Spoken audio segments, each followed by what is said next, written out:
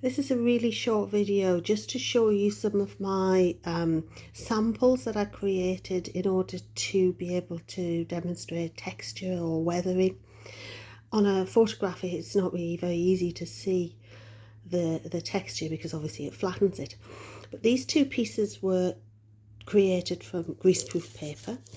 This is expander print, which has been layered and popped onto the surface and then heated so that it blows up. As I say, it's quite difficult to see the texture, but it's quite a soft texture. Unfortunately, because it's on greaseproof paper, it actually just pulls off, but it gave me an idea for a later sample. This one just has some couching with some boucle thread on it, again just to create that surface texture. Leading on from that, I then went to look at a piece of cotton, which is a recycled piece of cotton, and this has got the expander print on it as before, as you can see there, which has then been blown, so heated up and blown, and then coloured just with a little bit of black paint, again to try and get that difference in texture, that weathered feel. It's quite muddy in places, but it does give a strangely ridged effect. The recycled cotton had already been left outside in the in my old wheelbarrow, which is rusty and has left some rusty marks on it. To embellish it, I used a bit of old duster and a bit of old sari silk. There is part of an old sweater which has just been loosely looped into it, again not to cover the whole bit but just to give you an idea as to what could happen by creating something quite loose using old materials. Thinking about how that was quite muddy and following the research that I did, I went on to repeat the process using a similar piece of cloth. Again, it had been left out in the wheelbarrow to get rusty. Using the expander print again to create that texture. Sorry for the slight, my skills are not brilliant in videos. But instead of using paint this time, I used mud. Again, taking a lead from the research that I did into the artists and using a bit of mud, which made it a much lighter feel.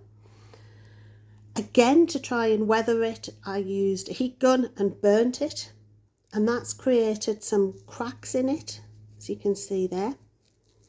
And then taking that research from the furniture that I looked at, where they used running stitches to secure the rope through the wood, I popped some simple running stitch through. And this sample is lovely. It's to me it does give that weathered effect.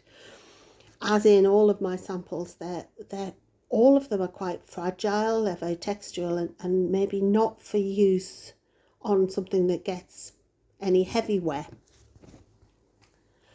Changing tack completely, I thought, well, how could I do it by maybe removing some threads and destroying and distressing that surface. And this is an old piece of material or fabric that I had. It's like hessian. It's like a little bit of sacking, which had been previously dyed, not by myself, but actually it's quite it looks quite worn. I removed some threads quite randomly and then wove through found rope, which was from the shoreline. So it's all fishing rope, which has been just pulled apart and pulled through. But again, it gives me that lovely texture. It looks weathered, it looks destroyed.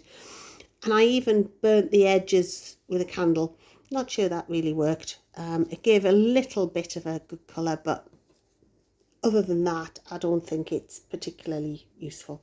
If I turn the camera slightly, you can see that it's got quite a lovely texture to it. Keeping with the idea of the rope, and I had a looser piece of hessian. This one was just a simple weaving through. So I just cut pieces of this old found rope and wove them through the surface to again get that texture and hopefully that weathered surface. It's extremely flimsy, it's extremely fragile. I'm not sure it does what I want it to do. I don't think it's particularly very user friendly, but it gave me an idea of, for the next sample, as to what I could do maybe with the hessian.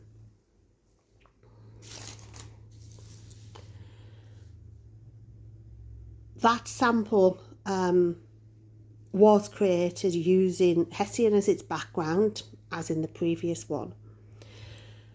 But I'd tried to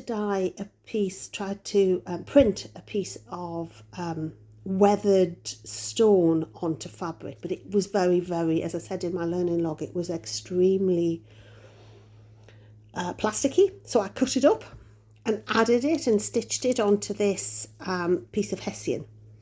Again, the initial surface really did nothing. It did nothing to it. It had no impact whatsoever. So I added a few beads, as you can see, glued a few beads on. I used some old bath lily that was, to me, reminiscent of that rope. Then I used some polyfiller that I mixed up and added to the surface, and then some old crunchy leaves. Again, to give that surface texture that I was looking for. At this point, I thought that does look really good. To me, that gave me a lovely weathered surface, but the cement was just a little bit too, or the filler was too white. So on the other half of the sample, I added a little bit of paprika to it and added it. And this has given a much nicer, a softer colour, more in line with my theme. It isn't as heavily worked as the other side, but it gave me the idea in order to be able to manipulate it when I popped it into a digital process. But to me, it's given this basic plasticky printed fabric a much nicer texture. It looks weathered, it looks as if it's been outside for quite a while. The final piece is taking those ideas, but instead of using mixed media, I kept it very much into fabric. And I'd already researched someone who uses bleach in order to destroy and weather her fabrics. So this was created on an old jute bag, which I dyed.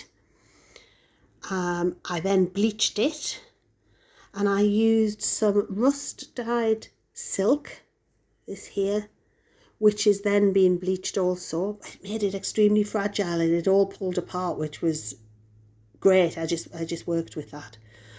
And using some of the pulled threads from the piece that I'd used previously, I laid them onto the surface again with a bit of bath lily to give it some structure.